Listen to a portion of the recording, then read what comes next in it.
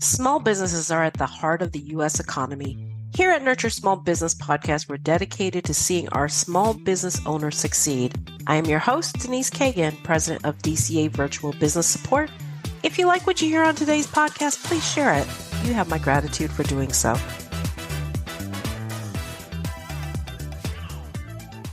Employees who are not motivated are intrinsically more likely to experience burnout. Only 15% of employees worldwide feel engaged. Did you hear me? 15%. And there's a direct correlation between that motivation and the engagement. Is it possible that they don't buy into your purpose? You know, that's the ideas you have and your vision behind your company. Maybe. Today's guest, Sonia Shelton, will share the importance of purpose in an organization and how to uncover what is going on for a more impactful employee experience. She serves on the Forbes Coaches Council and is a certified Master Corporate Executive Coach through the Association of Corporate Executive Coaches. Sonia, welcome to the show. Thank you so much. I'm looking forward to our conversation today. Absolutely. Well, let's take some time to get to know you a little bit better. So I know what you're doing now, but tell me about your history a little bit, how you got to where you are today. Yeah, I started my career in journalism and ended up in employee communications down the road. And the last job that I had before starting executive leadership consulting is actually what led me to do what I do today. And that is I was the head of internal communications for the Walt Disney Company.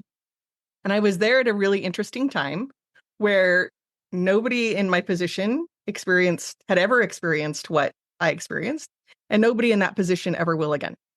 And we had a member of the Disney family, Roy Disney, leading a shareholder revolt against our CEO at the time, Michael Eisner.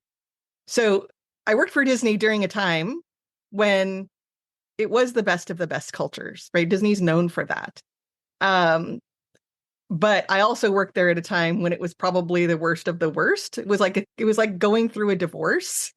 We know somebody from the Disney family against our CEO, and I'm the head of internal communications globally, and being told, keep people focused on work and make sure that they understand this is still a great company, and a very, political storm happening around me at the same time. And a couple of things happened. So first, my leadership. With everything that was happening to our team and the pressure that we were under, my team gave me feedback that it wasn't a great place for them, right? And I recognized that as a leader, I was being impacted by my environment, and I was doing things where I knew better. And it really developed this, we shifted, right? And said, okay, we can create a bubble of how we operate within our team, like a microculture within our team, while this is all going on in the company, so that we can keep it together and we can be an example for other teams as well, right? And so I shifted and we shifted how we work together. But it really gave me some empathy on what leaders go through when they're going through challenging times, right? Whether they're in a corporate environment or they're in a small business, they have their own company, right? That we're all impacted by that environment, and we all have challenging times. And probably the past few years, everyone has experienced some example of that, right? So I started to see, okay, well, if this is happening, how can we help leaders develop resilience in those times, and then also create a culture that can withstand that? And so that's when I started executive leadership consulting, and really saw that focusing on purpose is the thing that's going to keep your roots strong. Like if you're imagining a tree, like your roots are strong and dug into the earth while everything's blowing around in your business, you can still connect to your purpose and get through almost any challenge. So first, I'd like to comment, you've clearly seen like a huge variation in employee satisfaction from yourself as an employee. I mean, you were a leader as well as an employee at that time, correct? Yeah, absolutely. So that's a wow. That's a wow story is all I can say. And from a very large, well-respected company. So purpose? You just said what we were planning on talking about anyway. So how do you define purpose? Yeah, we always start with why. So why do you do what you do? And we do this at every level, right? So looking at you as the individual leader or the business owner, why do you do what you do? How do you deliver on that why? How do you internally process information? How do you start to bring that why to life? And then what can other people expect from you? And then we do this at the individual leader level. We do it at the team level. Why does the team do what they do? Whether it's a leadership team, whether it's a functional team, how do they deliver on that? And what can other people expect from them? And then we do it at the company level, right? So why does this company exist? How do you deliver on that why? And what can others expect from you? And you put those ingredients together, and that really creates your purpose. In the company version, we also include the who, right? So who do you do it for? In addition to the why, the how, and the what. It's a very simple process, but really gets people connected to what really drives them and motivates them.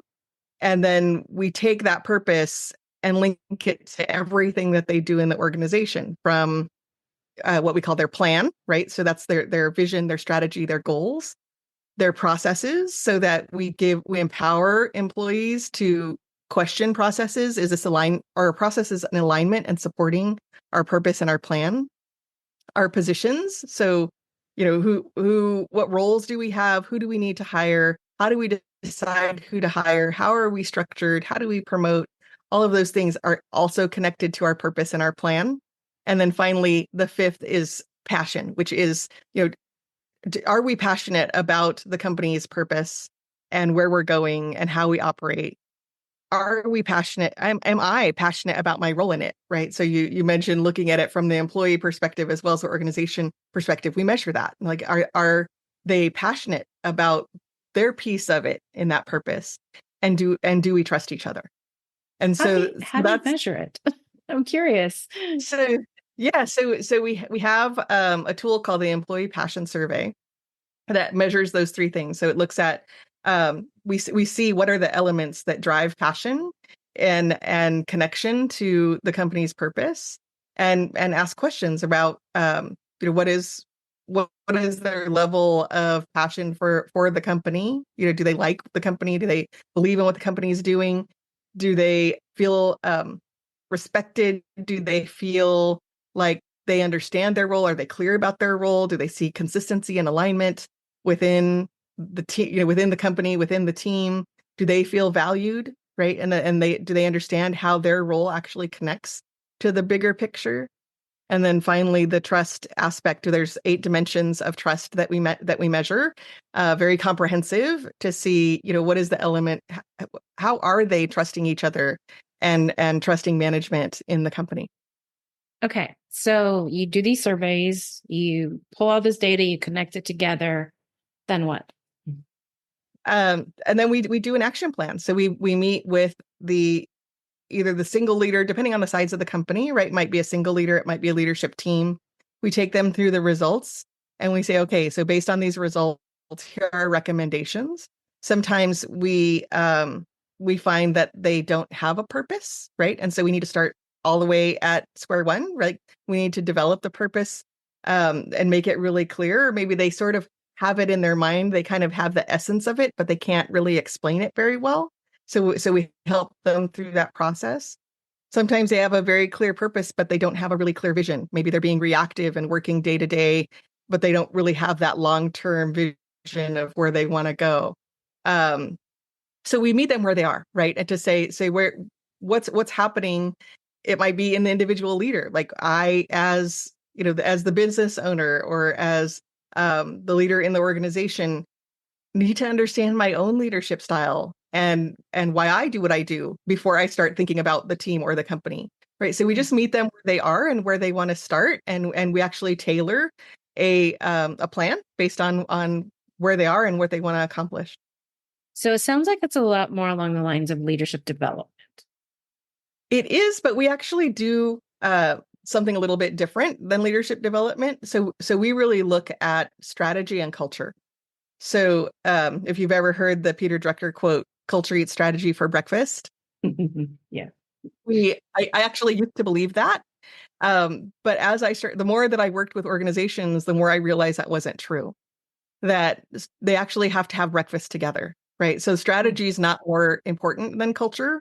Um, and culture is not more important than strategy. And when we lean more towards one or the other, we actually don't have high performance. So we do some leadership development, but we actually work with the companies to make sure that they develop that vision, develop that strategy. What are the measures of that strategy? And we use the business strategy to help them build a culture that's going to support that business strategy. Because at the end of the day, it's about growing your business, right? So it's not just, having happy people and good leaders. It's really about how can you have a high performing business so they have a job, 10 years from now. And they can continue to grow with the company as the company grows, really being clear on what that business strategy is, and then creating a people strategy around that business strategy to make it happen. Okay. So you work with the whole organization, the employees as well. Can you give me an example of one of your success stories? Obviously, anonymizing the company. Yeah. We worked with, this is a really interesting story because we started working with them pre-pandemic, and we helped them go through this whole process, right? We started with defining their purpose. They were in this situation, so I'll explain the business situation they were in, where their business was starting to decline because they had a lot of competition and they had differentiation, but clients weren't necessarily prioritizing that differentiation at the time. And they didn't really have like their own signature way of doing things, right? So they had a differentiation, but they didn't have something in place where they could say, this is our methodology, and this is why you want to choose to work with us versus other companies. So we started with their strategy, and as we looked at their strategy, we realized they thought they had a purpose, and I thought they had a purpose. But then as we started getting into it, it wasn't really clearly defined. So we backed up a little bit and we looked at, you have a purpose, but let's really clearly define it and then connect your strategy to that purpose.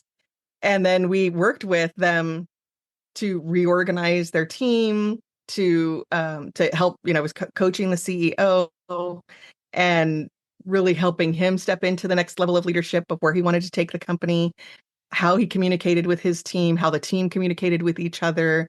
We put metrics in place for the strategy. And then so we went through the strategy piece before we measured their culture, before we did the employee passion survey. So we were doing all this work leading up to that, and then say, okay, so now we have this in place. Let's see how the team is feeling about it, right? Like, are they connecting to these changes? Do they understand where we're going now?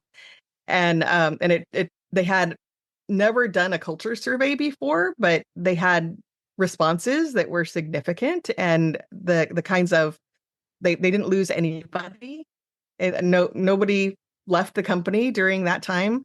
They hired a few people, and then shutdown happened, and it was like, okay, so now what do we do? How do we work now? They had an office. Everyone worked in the office, and we actually worked with them to develop what is remote work going to look like, and when things started to open up, what is hybrid going to look like? And we used what we'd already built in the culture to say, how do we design this in a way that works for us and our business, regardless of what people are saying is best practices or what we should be doing. How do we want to do it?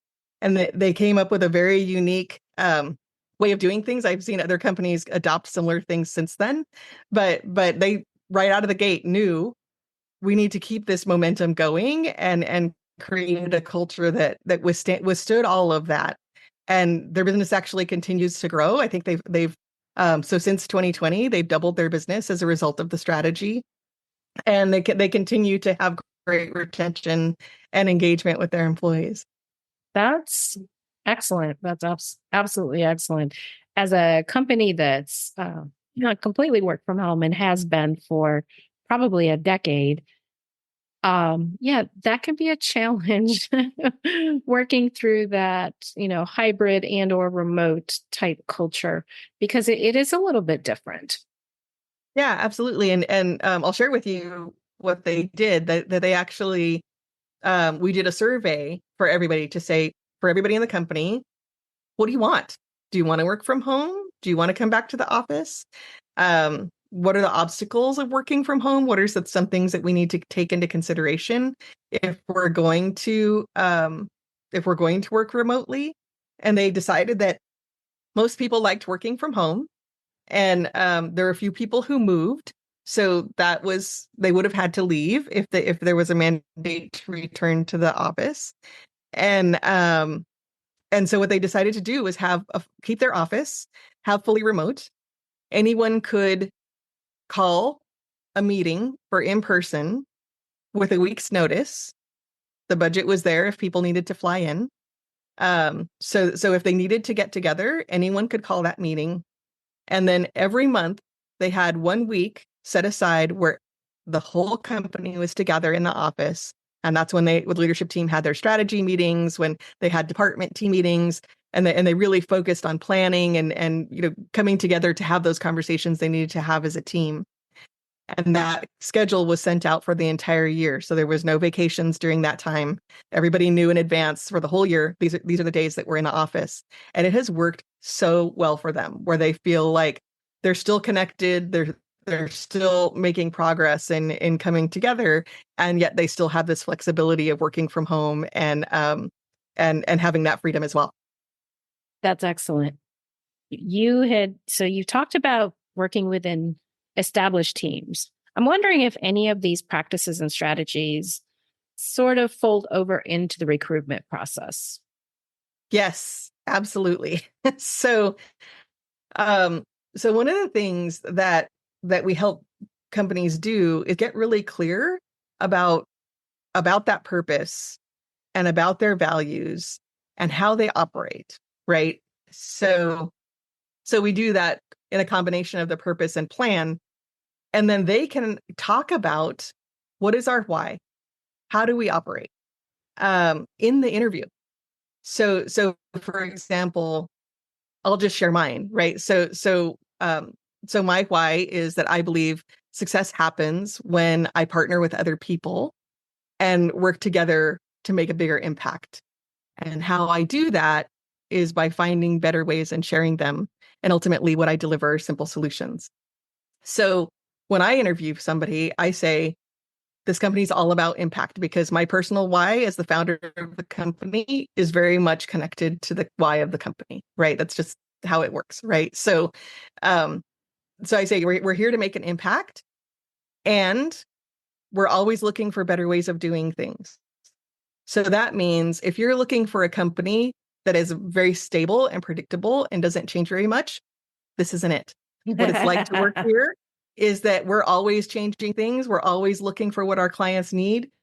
We will tear things down and build back up if that's what they need. And it can, for some people who don't like that constant disruption, it's not a good place for them, and that's fine, right? Mm-hmm. But we're able to share that. And I say that in the interview, like, it's fine if that's not what you want.